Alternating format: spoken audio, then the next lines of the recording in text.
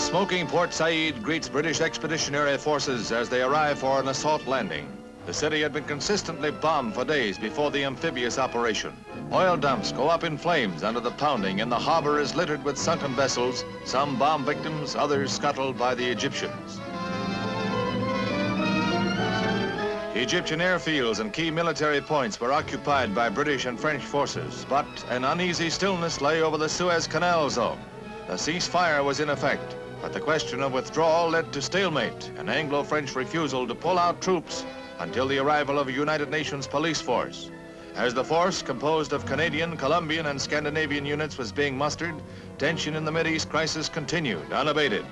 With the canal already blocked, the sole remaining aim of the Anglo-French forces was to begin clearing the key waterway, and in the area they held, back up Egyptian police in maintaining order and preventing looting.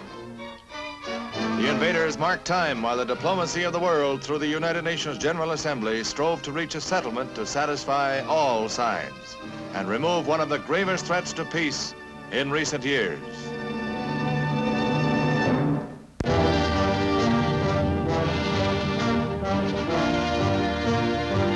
A wave of outrage and protest sweeps across free Europe in the wake of Russia's bloody stamping out of Hungary's anti-Soviet revolt.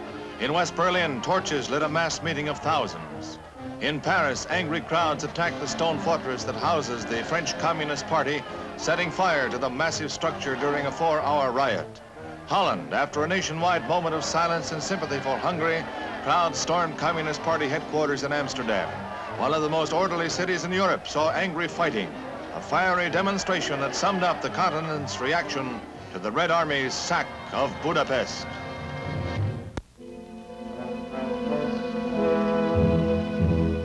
A private twin-engine plane attempting a landing at a New York airport in the murk of dusk crashed into an 800-foot television tower a short distance from the Hudson River. A section of the wing can be seen jammed against the tower.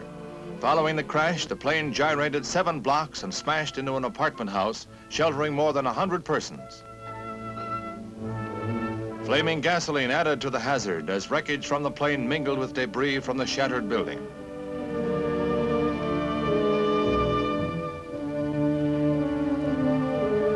The pilot, the plane owner, and 2 tenants in the building died in the tragedy, and 17 were injured.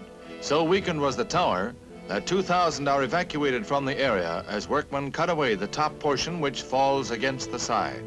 The 15-ton segment dangles like a sword of Damocles until the long job of dismantling the tower is complete. The nation paid tribute to the dead of America's wars and to the more than 22.5 million living veterans.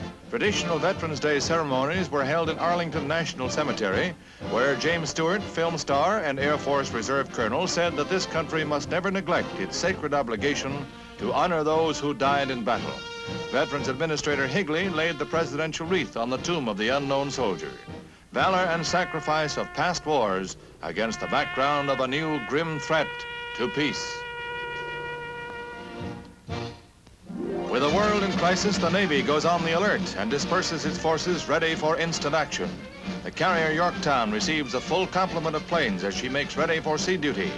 With her deck full of fighter planes, the Yorktown will be a powerful striking force in any trouble spot. Supplies pour aboard as the Yorktown speeds operations for her departure for whatever assignment lies ahead. And there's no telling where that assignment might be. But to those left behind, it is a moment that never ceases to be poignant.